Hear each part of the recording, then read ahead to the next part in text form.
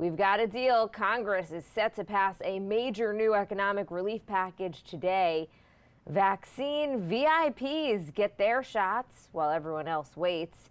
And a rare spectacle in the sky tonight. They're calling it the Christmas star, and we'll tell you how to see it. Here's what you need to know.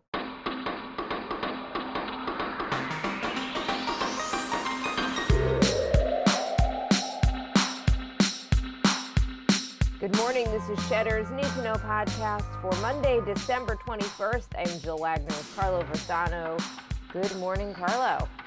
First day of winter, Jill. You know what that means. As of tomorrow, it's all downhill from here. Days start getting longer. It's good to, we'll be in good shape, maybe. It's a good it's definitely welcome in my house for sure. So by the way, I'll take it. Did you see that I changed my setup a little bit so you could see my Christmas tree? I don't know if you can see it. Yes, it's wonderful. I like it. I did like seeing the window to kind of get a gauge on what was happening outside. I happen to really, I'm digging the Christmas tree. And plus we get to see another angle of your apartment. So. Yeah, my huge apartment, all four walls. Jill, there's a lot of news this morning. Before we get to it, I'm just a little bit of housekeeping here. Everybody, you keep sending us your submissions for your love-hate eights of 2020. We get enough of them, we're going to do a special pod. Otherwise, we'll read some of them on the pod on Thursday.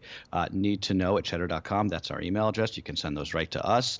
We're going to be dark next week, which means that Thursday will be the last podcast of the year. But do not worry, we will be back right after the new year. And also, if you're listening to this on Spotify, they've just been having some technical issues, so you actually may not even be listening to this right now on Spotify. I was going to say then, hi, it's March because that's when this is coming up. Exactly. So anyway, the Spotify issue will hopefully be fixed soon. So if you don't see us, don't worry. You can also watch us on YouTube or any of the other ways you get your podcasts. All right, Carlo, we've got a deal. Congressional leaders announced last night that they have reached a deal on a new economic stimulus package that will deliver $900 billion in aid to unemployed Americans, struggling businesses, schools, hospitals, and also for vaccine distribution. The bill also includes a $300 boost to weekly unemployment benefits that'll run through mid-March. There's a one-time $600 check for adults and children. Small businesses are going to have access to a new pot of $300 billion. The particulars are still being finalized, and both the House and the Senate could vote on it as soon as today. Yeah, they got it done. It looks like there's no text out of this bill yet, so we can only really go by what the reporting out of congressional reporters has been. So here's what looks like it's in. If I can just, if you'll just bear with me for 2 seconds. So, like you said, the $300 a week unemployment, $600 a person check.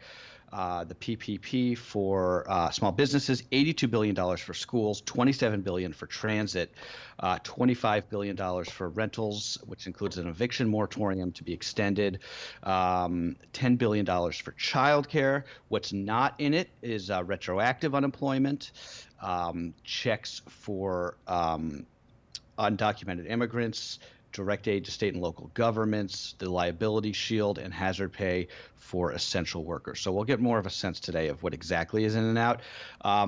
My early thoughts are, look, it's good. This is good. It's better than nothing. It's legitimately better than nothing. This $900 billion is nothing to sneeze at. I think the $300 weekly unemployment benefit and the small business loans, those are the key parts of this. The $600 stimulus check, I guess it's almost offensive in some ways. But on the other hand, if those checks are smaller so that the unemployment pot can be bigger, I'm totally okay with that. I don't need the $600 check, but my unemployed restaurant manager friend really needs that $300 a week. So that's sort of how I'm looking at it. When we get into the transit stuff, I get a little annoyed because airlines are getting $15 billion, which is more than all public transit networks in this country combined are getting. The MTA in New York City, I know we've said this before, but they alone carry more passengers a day than all U.S. airports combined. But, it's in a blue state, so nobody really cares. Anyway, just pass it, get this thing done. We'll figure out the rest later. That's sort of where my head's at. I think the MTA is getting money in this, Carlo. They are. They're getting $4 billion. They need $12 billion. So look, it's and they're raising fares and tolls, so people are going to be paying a lot more money. Oh yeah. Regardless. Members of Congress, meanwhile, have started to get their first vaccine doses, many posting pictures of their rolled up sleeves on social media to inspire trust in the public. President-elect Biden said to get vaccinated today in public. Some wealthy Americans have reportedly been looking for ways to skip the line. The LA Times reporting that some people have been doing everything from hiring concierge doctors to proposing big donations to hospitals to ensure that they get vaccinated before others. I don't know why I'm getting very annoyed at Congress getting these shots. It is really bothering me that Alexandria Ocasio-Cortez, nothing against her, she's 31 and healthy. Why is she getting a shot? I'm with you. When for doctors on the front lines of this thing, elderly, my parents who I haven't hugged in 9 months. Why is she getting it? Why are members of Congress getting it? But particularly the ones who are young. Many are, by the way, in their 80s. So give it, fine, let them get it. But why are the younger members of Congress getting it? And I'm not the only one who's annoyed by this. I posted about this on my Twitter page, and I got a ton of responses.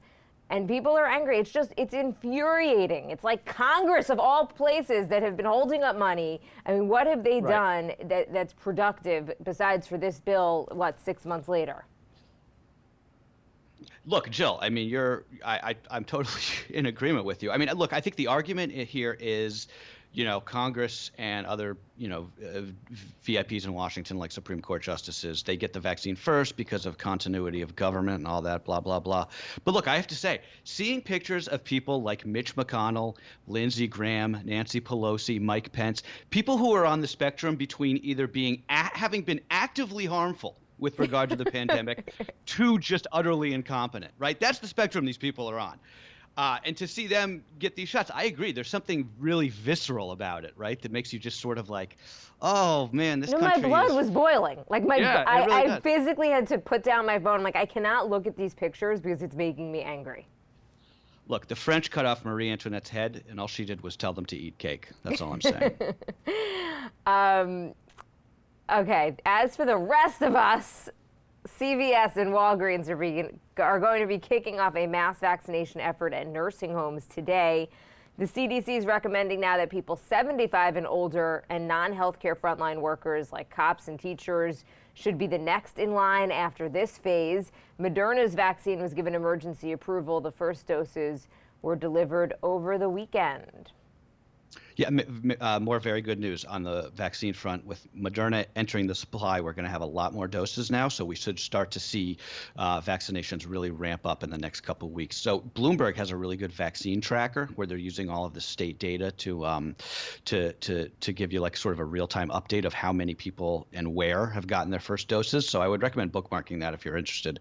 According to this tracker, 211,000 Americans have been given shots so far. I read a really interesting study out of Israel. This is sort of back to your point earlier, Jill. And this study suggests that that we should be focused entirely on the elderly right now. So according to this study, and I'll tweet it out so people can take a look themselves, but this was looking at Israel's elderly population, which is obviously much smaller than ours. But the study found that if you vaccinate the 0.5% of people over 90, the total fatality risk drops 19%. If you vaccinate the 2.5% of people over the age of 80, it falls by half. You vaccinate the 7.5% of the population over the age of 70, the fatality rate drops by 3/4. It just shows you, to your point, get these things in the arms of old people, whatever it takes, right? That's the key right now. Well, that's why I think, and nothing against teachers and bus drivers and me, by the way, I have to go to work, not saying that I deserve it and I'm not interacting with the public per se, but there is an argument that journalists are considered essential workers. Why I think we're wasting our time here. I would agree with a system like that where you get it to the elderly first. Members of Congress who are in their 30s, who in the world thought that was a good idea? I don't understand.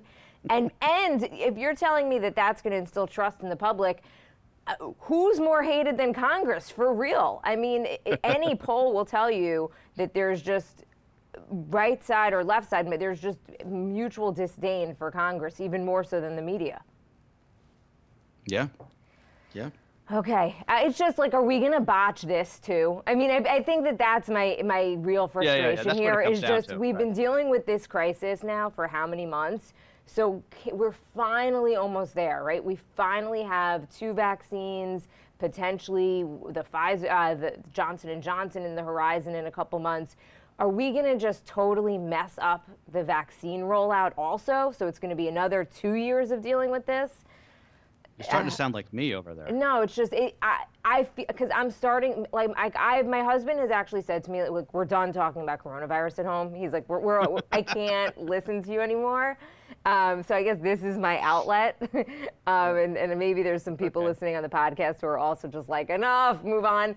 But this is my fear. This was like our biggest fear, right? Is that we'd finally get the vaccines and not really figure out how to properly roll it out to be effective.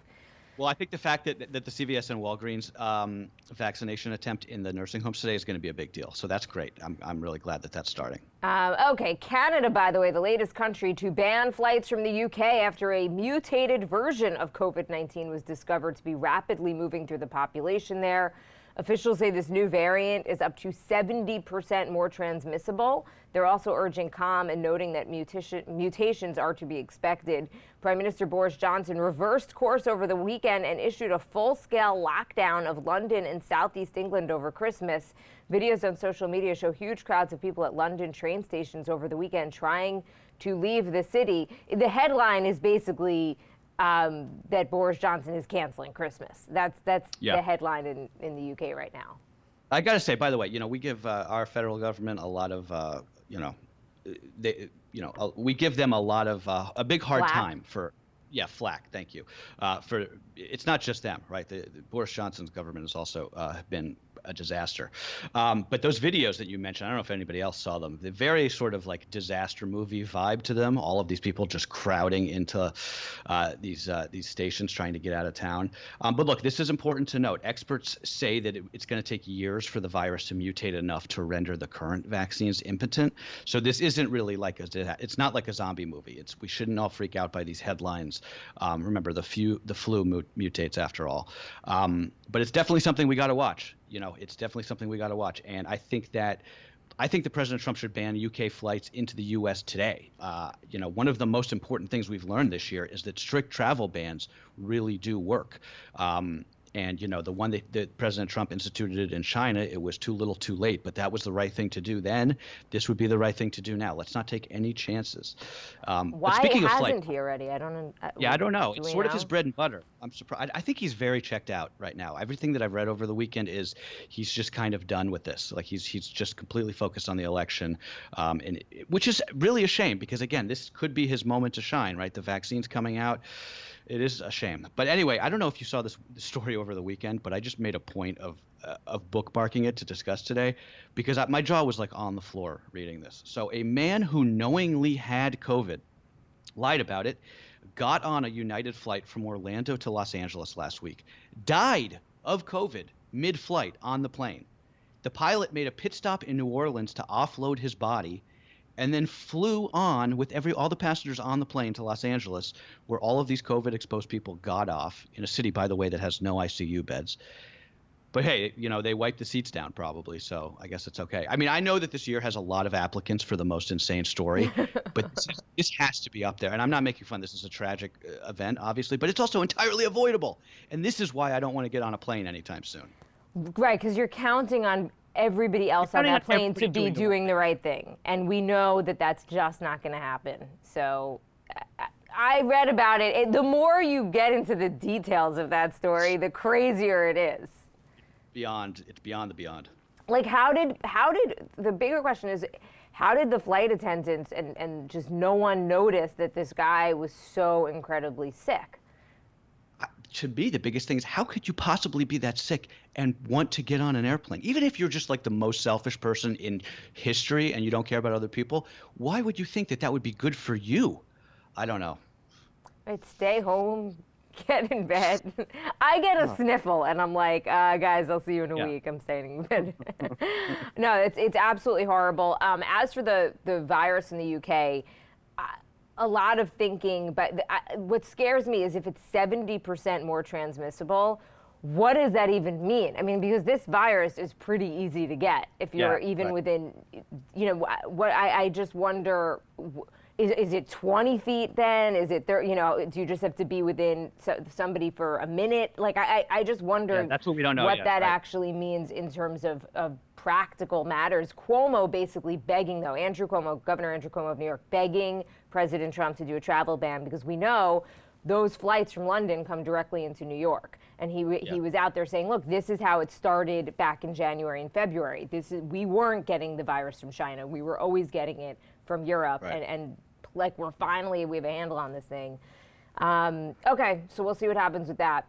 On to some business news. As of today, you may own a piece of Tesla and not even know it. Elon Musk's electric car company joining the S&P 500, which is the most widely tracked stock index, as of this morning. So Tesla's going to become by far the biggest stock to ever get added to the S&P, which is tracked by many mutual and index funds that make up retirement portfolios. Yeah, so that means pretty much if you have a 401k, you're probably exposed to Tesla now. Although you probably were already. I would probably posit, just given what a big stock it is. That stock up 700% this year, Jill. Not too shabby. It's incredible. Too shabby. Yeah, go figure. Did you catch SNL this weekend, Carlo? We had Kristen Wiig, Dua Lipa. And hours after Jim Carrey said that he was going to be retiring his Joe Biden impression on SNL, the show debuted the next person to try and play the president-elect. It's cast member Alex Moffat. Moffat. I'm sorry, I knew that was not correct. He debuted his Biden take in the cold open. It's the last show of the year. Is there something about Joe Biden, Carlo, that prevents anybody from doing a good impression? I just feel like, listen, if Jim Carrey couldn't do it, it's interesting, Alex right? Moffat, how do you say his name? Moffat, I think. Moffat. No one has mastered Joe Biden. It's just, I don't know why. When you think about it, Obama was very hard to satirize too, I think, at least in the beginning. It's like these, I don't know why it is. And the same way, Trump is also very hard to satirize, but for a completely different reason. It is interesting, though, because you're right. Nobody has really nailed the Biden impression. I think I'm going to, in completely other news, I'm going to initiate a crush on Dua Lipa. Is that okay? Sure. I love her music. Know much about her. Yeah, she makes a good pop song. Also, kind of SNL adjacent this morning, Ariana Grande, former girlfriend of Pete Davidson, she's getting engaged. Grande showed up for Rock on Instagram yesterday. Her fiance is some guy named Dalton Gomez, who is a non-famous person. He's a luxury real estate agent. So mazel to that new couple. I guess they're not a new couple, but mazel to them nonetheless. And finally, Jupiter and Saturn are putting on a show for the holidays. It's a show that we have not seen in 400 years. So no matter where you are in the world, if you look up in the sky tonight, you're going to see the two planets closer than they've been since 1623, unless, of course, it's cloudy or there's too much light pollution to see stars where you live. Jupiter and Saturn are going to appear so close, they're almost going to look like they are touching. You get stars out there in the burbs? Yeah, sure do. Oh, yeah. One of the perks. Yeah, that is a good perk. That's an underappreciated perk, actually. So the best bet tonight, if you're in a place where you can see stars, where I am not, find an unobstructed view and look to the southwest right after sunset. You should see it. These two planets are very bright to begin with, so you should be able to see it pretty clearly. This is a planetary conjunction. That's its technical name, but they're calling it a Christmas star this year because it's happening so close to the holiday and on the winter solstice, no less. Okay, Carlo, here now on to our final predictions for the year. Okay, last week I predicted that there was not going to be a deal. So I don't know. This is our first technicality. I think it's a little bit tough. This is where it's tough that you're the judge, okay? The deal was announced last night. It has not been passed. To your point, it has not even been really, the writing of it, not the text, not even out there to the public.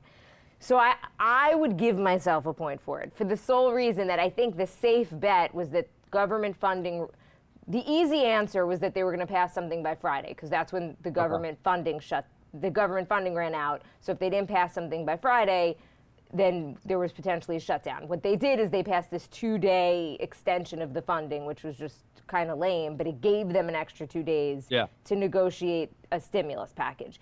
Anyway, I'm okay regardless. What are you giving it to me or what? I think we take it. Take it off the table. I think it's just a null and void. I don't know. Maybe I should give it to you because you were technically right. There wasn't a deal last week. Oh, I don't know. I got to think about this. It's a tough one. And I also have found myself conflicted because I feel like I'm rooting for bad things. Because I was like, I did not want there to be a deal because I wanted my predictions to come through. Oh, gosh, we're like bad people. Okay, my one prediction for this week is a total, I don't think it's going to happen, but I'm just going to go ahead and say I think it's going to be some version of a white Christmas here in the Northeast. Ooh, I like that. White Christmas. But you're talking about new snow because it's already a white. New it's snow, already some new snow. Yes. Okay. Noting that prediction for the record here. Okay, so yeah, last week obviously I correctly predicted that they would get a deal under $1 trillion. But my timeline was a little off, so I'm not going to give myself the point. This week, we were supposed to get some presidential pardons last Friday, and they didn't materialize for whatever reason. So I predict that we're going to get those this week, maybe on Wednesday or Thursday. I predict that President Trump will pardon Edward Snowden and Julian Assange. I think the smart money says that the opposite is going to happen, that he's not going to pardon these two guys. But I think that it would be sort of like this big middle finger to the NatSec establishment, which I think would be very attractive to President Trump on his way out. So I think that he'll do it. That's it. That's my prediction, and I'm sticking to it. I feel like you really are just doubling down on the pardons. I think that's a right. This isn't your first prediction about a pardon, or is it? No, I think it is. I don't remember now. No, I think I predicted cabinet members, which didn't come true. I predicted that Trump would move to Mar-a-Lago, which didn't come true. Not yet. My Trump predictions have not been great, but I'm going with this one. All right. I find these predictions to be really hard because because it's for the week. They're not just these generic predictions like, okay, by the end of the year, something's going to happen. No, you got to have, your cards got to be shown. Yeah, like I'm trying to predict what is going to happen between now and next Monday or whenever our deadline is. All right, everyone, I hope you had a great weekend, and it's Monday now, so that's what you need to know for Monday, December 21st. See you tomorrow, guys.